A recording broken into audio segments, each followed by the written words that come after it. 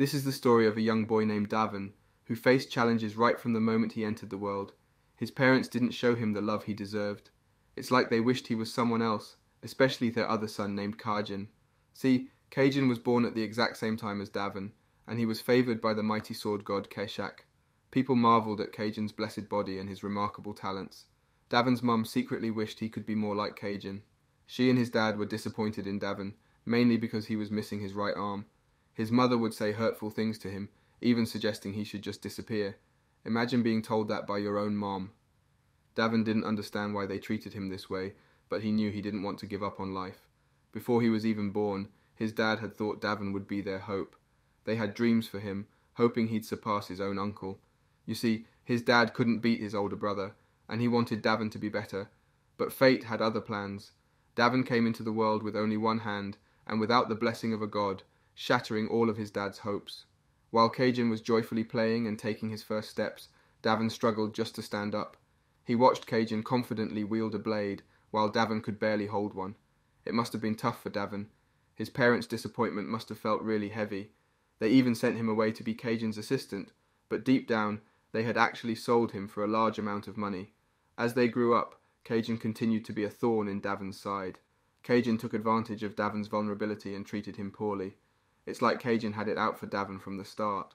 Davin had to swallow his tears and endure it all. He wished the adults around him would step in and help, but they turned a blind eye. Davin's uncle, who was once amazing, had vanished from their lives.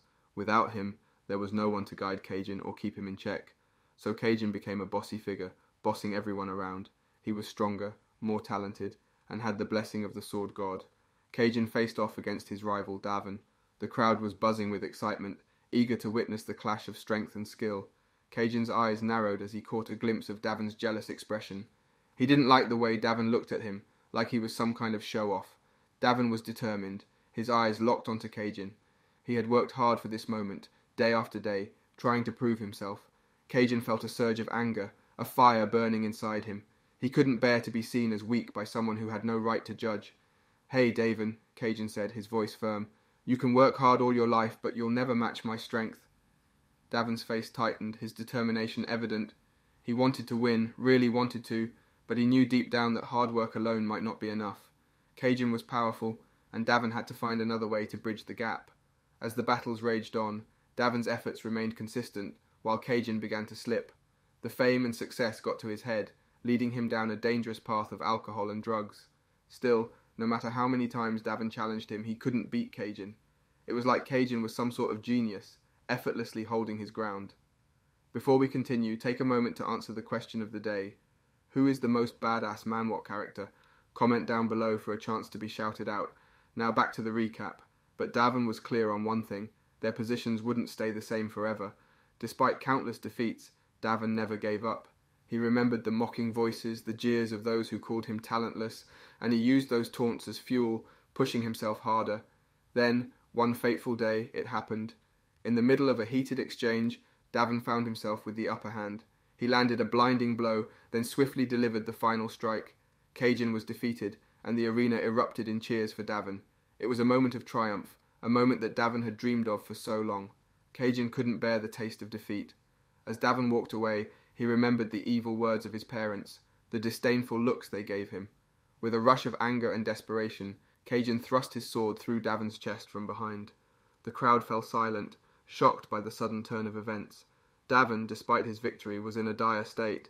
He was tied up and felt like he was in some sort of nightmarish hell.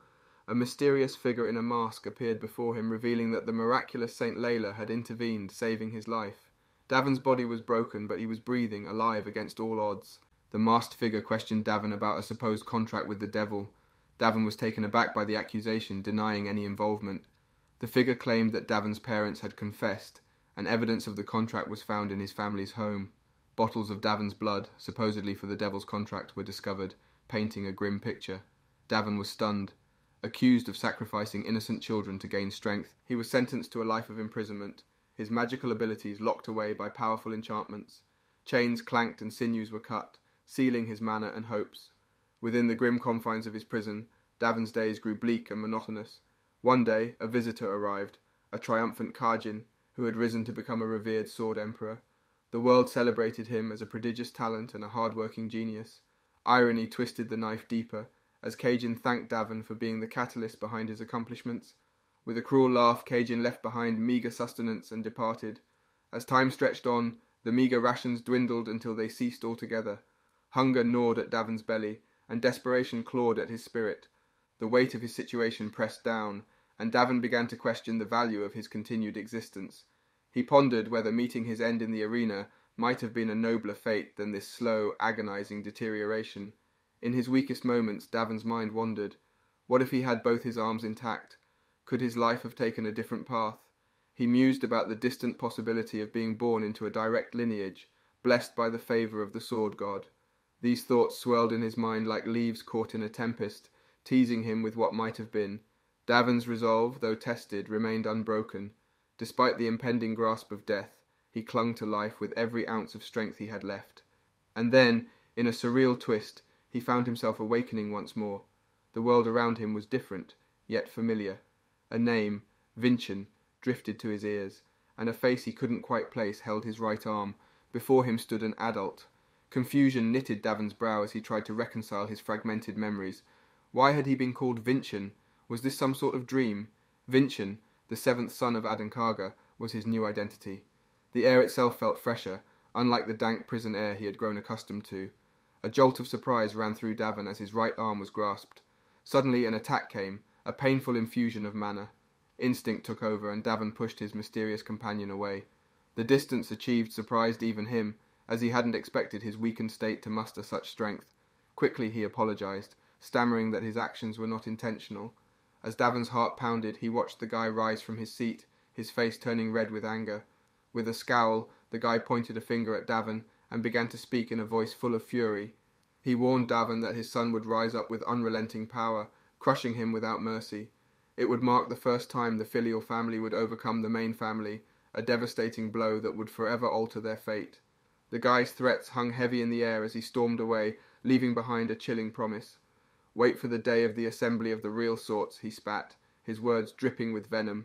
Doubt gnawed at Davin's mind, questioning the reality of the situation. Could this be a dream? If so, shouldn't he have awoken by now? Memories, like ripples in a pond, began to flood Davin's thoughts. His mother's passing, a tragic event, occurred shortly after his birth. His father, seemingly indifferent, had never shown him any affection. The other children, cruel and heartless, treated him as if he were dirt beneath their shoes. A sigh escaped Davin's lips as he faced a harsh reality. The once respected Davin from the Samian family had morphed into the insignificant mention of the Adenka family. Yes, he had been reincarnated, transformed into Vincent, a name that carried little significance. Confusion clouded his mind as he pondered how this transformation had occurred. In the midst of his contemplation, Davin stumbled upon a dusty diary. It had once been a source of his self-loathing, a reflection of his shattered self-esteem. In those pages, he had surrendered to despair, convinced that even the heavens had abandoned him. The pages whispered tales of his desire to find purpose, to live life to the fullest. As Davin's fingers traced the pages of the diary, a sudden realization struck him like lightning. What had become of the original Vincent? His thoughts drifted, and then a voice pierced through the silence, jolting him from his reverie. Suspicion crept in as he contemplated the source of the voice. Was it a demon, attempting to deceive him? After all, his reincarnation was a phenomenon that shouldn't have occurred. But as the voice continued to speak, Davin recognized it as the true owner of the body he inhabited. The original Vincent, whose identity had been merged with his own, now spoke to him. As the original Vincent relinquished his name, Davin felt an odd sensation, an identity shift. From that moment on, the god he was talking to would be known as Julian. Davin's mind buzzed with newfound clarity as Julian unravelled a revelation, a gift bestowed upon humans by the gods. Blessed souls from birth could hear this divine whisper, a revelation that marked them as chosen. Julian's heart swelled with the knowledge that he was more than he had ever realized, a potential god of lesser stature. The pieces of the puzzle began to fall into place. Julian revealed that his original intent had been to embrace a higher spiritual existence, yet circumstances had led him down a different path.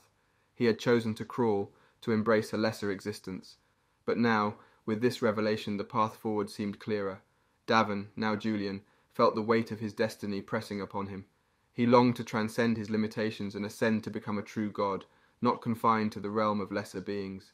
Julian has a special task, a calling, that can turn him into a true god.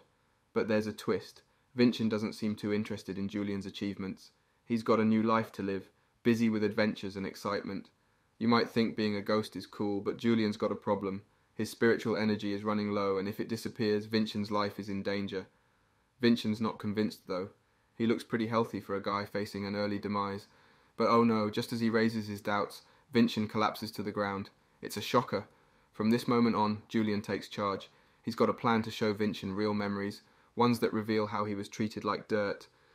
Julian's keen eyes catch something in Vincent's expression, a glint of revenge maybe. It turns out, while Vincent played the coward, he was brewing thoughts of payback, not the kind of stuff a 13-year-old would dream up. When Vincent wakes up, Julian's ready to talk. He wants to know if Vincent's ready to listen now. The mysteries deepen as Julian drops names. Archdemon Davin and Hero King Cajun. Imagine Vincent's surprise. These dudes are from 500 years ago. Davin, a one-armed swordsman, broke free from a prison and made a demonic deal to become super strong. But wait, how did he leap 500 years into the future? It's like a riddle, and Vincent's scratching his head. More puzzles pile up. Davin and Cajun share the same bloodline, the Samian family. But here's the twist. Vincent's pretty sure he died in that Samian prison in his past life. The Samian family, though, ditched the one-armed man and went with the storm sword instead. This sword became a big deal, even called the Emperor's Sword. But wait, Julian spills the tea. The stories about Davin and Cajun being the Demon King and hero, all fabricated, a big old lie. That's not the end of it. Julian's got more tricks up his sleeve. He claims Cajun was Davin's best bud. Imagine Vincent's blood boiling. It's all so fishy. Julian keeps digging. Was Vincent someone from that time? Julian chuckles, saying the stories are a mashup of what the winners wanted folks to remember. And guess what? There's more history lessons. The king and his BFF, the Sun Sword Emperor, teamed up to defeat Davin. And here's the kicker. That Emperor Arslan is Vincent's ancestor. Shocked much? But it gets crazier. Arslan was a young child who looked up to Davin. He even visited Davin in prison. Arslan, who felt really bad about what happened to his friend Davin. He promised Davin he'd help him get his honor back. But strangely, after saying those strong words, Arslan didn't visit Davin again. Then, this other person named Julian mentioned something interesting about a guy named Arslan. Julian said Arslan was the first leader of a family called the Adenkas. They had a big task to do with their lives. It had to do with something Julian did a long time ago. He talked about facing a different family, the Samians, and discovering the truth. Julian thought Arslan must have told him about finding the truth. He knew how they had treated Davin unfairly. Then, Vincent, who was part of this story too, wondered if Julian could become a true god by doing something special. Julian said yes, and that would help Davin too. Julian could pass on a blessing to Davin, making him the real owner of Vincent's body. Vincent thought it was a good deal for both of them. Vincent got all determined and said he'd take on the mission Arslan left behind. He wanted to beat the Samian family who had betrayed him. Julian joked around with Vincent, calling him old because he was from 500 years ago. Vincent was curious about the kind of fighting skills people used back then. He wondered if they were better now, after so much time had passed.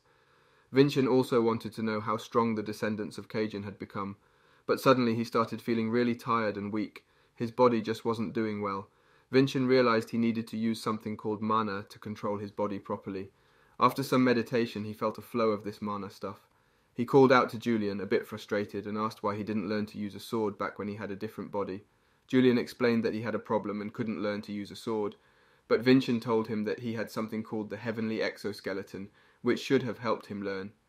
Vincent explained that with this heavenly exoskeleton thing, he could store mana in his bones. It made him way stronger than a regular person. Julian still didn't get it, so Vincent tried to explain it better. He said that this special thing made it possible to have endless mana power, which is super important for fighters. Then Vincent mentioned something really cool. Cajun, who everyone called a hero, also had this heavenly exoskeleton. It was kind of funny and strange at the same time. Davin, who used to be his friend, was now in a body that was like Cajun's. But the world 500 years later was different than what Davin had imagined. In a memory, Julian said something about not being able to link imagery to the heart. Vincent was confused about what that meant. Julian explained that it was about storing mana in the heart. Vincent still didn't fully understand, so Julian said it was like saving special energy in a certain way. Vincent wondered about a meditation method. He thought about Falca, the first leader of the Aninka family. He had a really good way of meditating to store mana in the heart. In the time of Julian, a long time ago, they didn't store mana in regular ways like we do with batteries or in our bodies. Nope, they had a special way. They put the mana into these things they called imagery, and each one was like a shiny star. The more stars they used, the stronger the martial artist would become. Back then, they didn't put mana in their bodies because it was dangerous. They didn't even write down how they did it. People made imagery so they wouldn't get hurt by putting mana in their hearts. A long time ago, more than half of the martial artists who tried that way exploded. Yikes! But there's a brave guy named Vincent. He's got a really strong heart, so he decided to put the mana in there. He wants to be a real martial artist, but it's risky. Davin learned to do it too, even with just one arm. He's really tough. But then, Julian interrupts Vincent. He notices mana flowing all around, like invisible rivers. Julian talks about something called a circuit formula. It's like a secret recipe to use mana better. But back in Davin's time, they just touched things to use mana, and not everyone succeeded. More than half of them didn't make it. So Julian tells Vincent to take it easy and treat his body right like a treasure. And yeah, our bodies are precious. Julian did something really brave too. He used his own body to store mana, even though he had this cool thing called a heavenly exoskeleton. It sounds fancy, but it's like a magic bone structure. It needs mana to work, and Julian's exoskeleton was hungry for over 13 years. That's a really long time. If it keeps going like that, Vincent's body might not make it to adulthood. Later on, Vincent meditates. It's like a peaceful magic time out. He knows it'll help his body, but there's a limit to how much it can help. Maybe only 10 more years, which sounds like a lot, but it's not really. In that time, the Storm Sword might become super powerful, and Davin with one arm might be forgotten by everyone. Those 10 years must have been so scary for Davin, all alone and hungry for life. Then there's a knock on the door. Guess who? It's Wilson, Vincent's servant. He asked Wilson if he could fetch him some fresh, clean clothes. Wilson was taken aback, his eyes widening as he noticed that Vincent appeared stronger and more determined than usual. His curiosity got the better of him, and he couldn't help but ask Vincent what he had been up to lately, as his room seemed to be in a chaotic state. In Wilson's mind, thoughts raced like lightning. He wondered if Vincent had been dabbling in dark magic or some mystical arts. Maybe he should inform the Grand Chamberlain and report this strange behaviour to the head of their noble family. The mere idea made Wilson's heart race. Vincent's steps were slow and deliberate as he moved closer to Wilson. His voice carried a hint of threat as he reminded Wilson of his role as a servant, a role that required carrying out tasks, even the ones he didn't particularly fancy. Vincent's words were firm, making it clear that he expected Wilson to do his job without hesitation. But Wilson was no pushover. His hesitation showed in his eyes, a mix of defiance and reluctance. He was a servant, yes, but he wasn't keen on doing anything he didn't feel like doing. Vincent's presence loomed over him, reminding him of his place. Vincent's patience dwindled, and he decided to escalate the situation. He mentioned the big chamberlain Wilson had spoken of earlier, someone who could provide the clean clothes he needed. Vincent's tone conveyed that he was done waiting, and his actions hinted that he was willing to take matters into his own hands if needed. The mention of the big chamberlain had an unexpected effect on Wilson.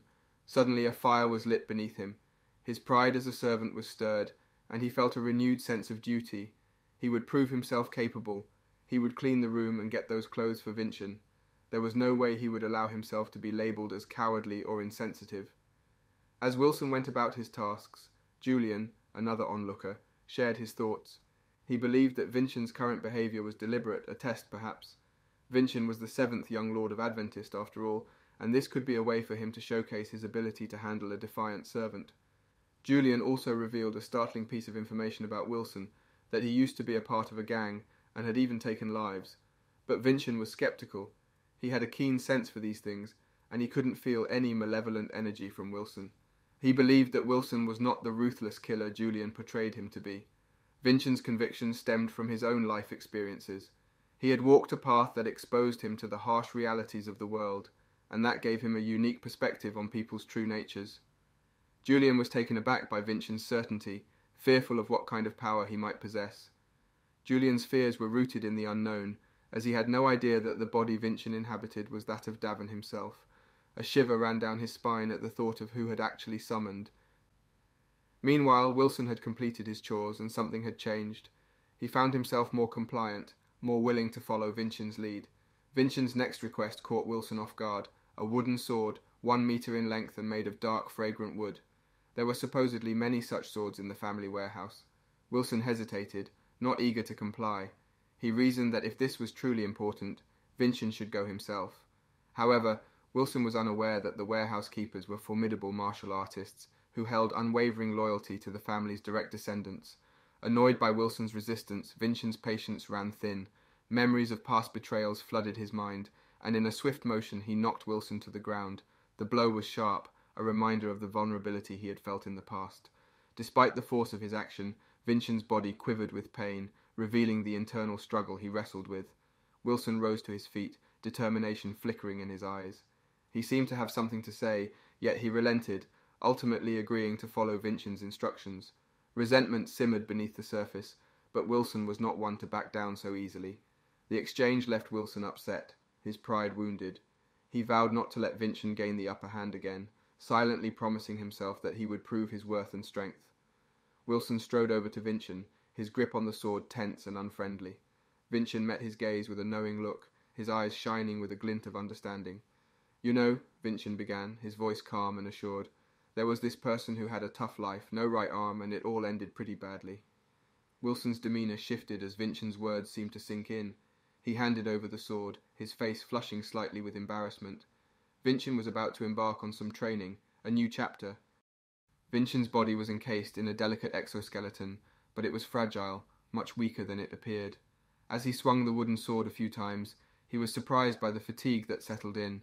Yet, amidst the weariness, there was a sense of satisfaction, as if his very being was meant for the art of combat. Out of nowhere, a figure emerged.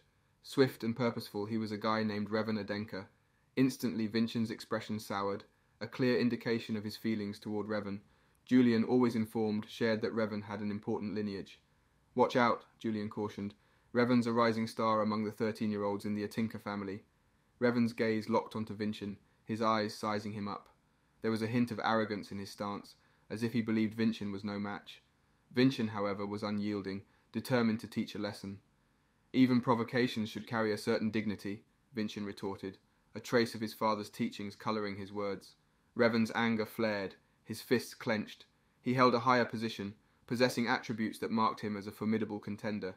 Yet Vincent, though lacking in those attributes, exuded a quiet strength. Julian leaned in, his voice hushed with a warning. "Be cautious. Revan is at a 2-star level." Vincent held his ground. He refused to be belittled, to stand beneath someone like Revan. A tension hung in the air, a palpable energy. Revan wielded mana, a power beyond Vincent's reach, yet Vincent's own strength was undeniable. "In my time," Vincent declared, his tone unwavering, "Revan would have faced the consequences for his insolence." The clash of their swords echoed, the atmosphere charged with an unspoken challenge. Though unable to wield mana, Vincent projected an air of authority that gave Revan pause. The unspoken threat of what Vincent could accomplish lingered between them. Just as the situation teetered on the edge, a newcomer emerged, a timely intervention that halted Revan's intentions. Vincent recognized the newcomer, stepped in to restrain Revan's aggression.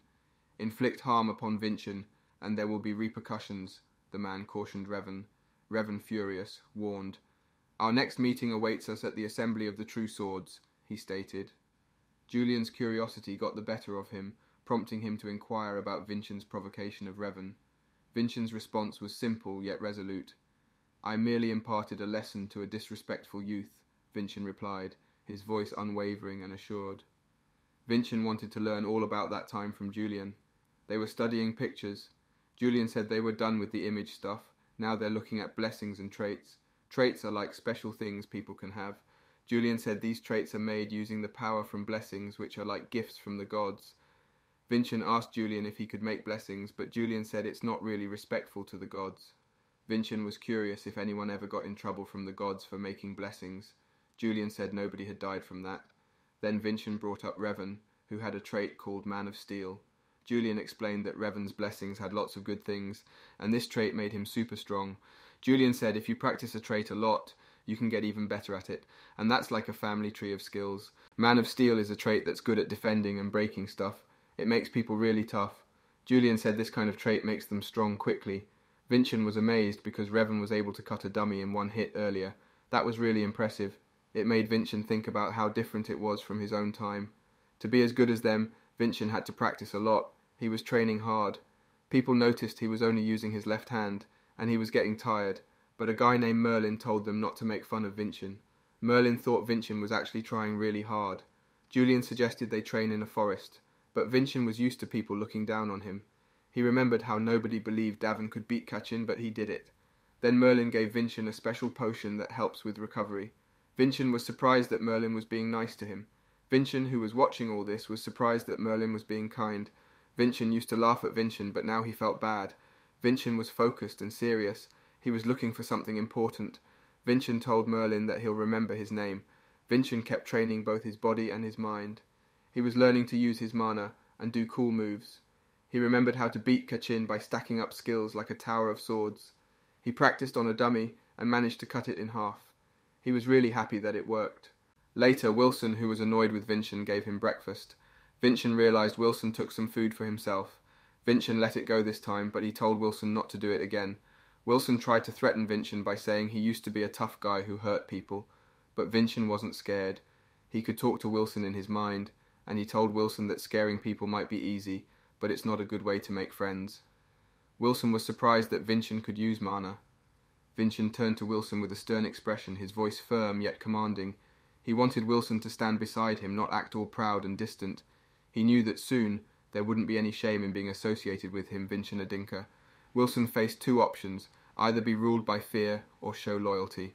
Wilson hesitated but eventually left, denying any forming loyalty, though his departing face seemed to reveal a different truth. Merlin wandered around the training grounds, eyes scanning the area. He noticed Vincent had finished training early. More intriguingly, he had sliced a dummy clean in two. Merlin marvelled, suspecting Vincent had used a real blade, even though Merlin knew Vincent trained with wooden swords. It took serious skill to pull off such a clean cut. Merlin pondered the martial arts Vincent was learning. Meanwhile, Wilson had transformed from an idiot to someone polite. Vincent then brought up the clothes they wore, made from cotton, profitable but flaw-ruining. Vincent considered them unsuitable for nobility. The food didn't match the family's budget either, hinting at money theft. Wilson seemed innocent, clueless about the accusations. It had to be someone higher up. Revan trained, remembering how imposing Vincent had been with just a wooden sword. Instead of fear, it ignited anger within Revan. His father visited, stressing the importance of the assembly of the true swords. To escape poverty and branch family pain, Revan must defeat Vincent, becoming the branch family's sole hope to overthrow the main family. Revan's father grew more agitated as the assembly approached. Back to Julian, he delved into the backgrounds of True Swords competitors, gathering information on their techniques and habits. It was frightening, but Julian saw it as a compliment. He planned to make a striking entrance, borrowing strength from the Spirit King and the Miracle Stone, the Mana Crystal. This crystal promised immediate body and mana strengthening. Vincent understood Julian's determination. Vincent assured Julian that even if he wasn't the spiritual king Julian hoped for, he'd ensure Julian achieved a valuable victory. Vincent called for Wilson's assistance, asking him to visit the intimidating Chamberlain Railsa. Wilson conveyed Vincent's request to have the head of the family observe the assembly of the True Swords directly. It was a challenge, a way for Vincent to prove his worth to the main Attica family. Railsa shared that the head had never observed the competition before and had little reason to do so. Then Wilson surprises Railsa by mentioning that this is the cost of embezzling the budget. After Wilson leaves, Railsa thinks that maybe Vincent should have come himself. She believes it would have been scarier if he had threatened her directly, but instead he sent Wilson to show authority. Railsa wonders if Vincent truly understands her intentions. Railsa goes to the head of the family, the patriarch named Con, to tell him about Vincent, inviting her to the assembly of the True Swords. The chief's attitude is chilly. Despite Vincent's promises, he doubts his skills and ability to speak of the lineage's value. Raelsa pleads with him to attend, even offering her own head if Vincent can't prove his worth. The chief doesn't quite understand why Raelsa is doing all of this. Raelsa explains it's because Vincent exploited her weakness. The chief already knew about the budget embezzlement, but he thinks Raelsa did it on purpose to support Vincent's future. He acknowledges her dedication but considers her a servant, not his equal. Yet he recognizes her method as a reflection of her character. He is impressed by Raelsa's determination and decides to attend the assembly of the True Swords. He challenges Vincent to the last fight as dictated by the laws. Vincent accepts and proposes a unique condition, using a wooden sword and his left hand, allowing Revan 3 attacks before he moves. Van is puzzled and thinks Vincent is mocking him. The audience finds this absurd and doubts Vincent's martial arts knowledge. Revan's father believes Vincent is just making excuses. Khan approves of Vincent's conditions but warns him to prove his words with actions. The fight begins with Revan's swift attack, likely a short stab. Most of his attacks are deceptive, with the real attack as the second stab. Vincent thought Revan's moves were too obvious, like seeing a book with big letters, even without Julian's extra information. Those big swords, he noticed, weren't meant for poking, so Vincent easily blocked the attack with one hand. Revan's eyes widened in surprise, like when you find an unexpected treat in your lunchbox. It must have been a big surprise for something like that to happen. Vincent had to be way stronger than Revan thought. The first hit was like a tap-tap on the shoulder, nothing too serious. Revan got a bit mad, probably because he didn't like how Vincent acted all bossy. He swung his sword again, this time with all his might, but it was like trying to knock down a really sturdy castle. Vincent grabbed Revan's arm and down he went, like a tree falling in the woods. What will happen next? Find out next time by staying tuned for our future recaps. Don't forget to like and subscribe for more great recaps.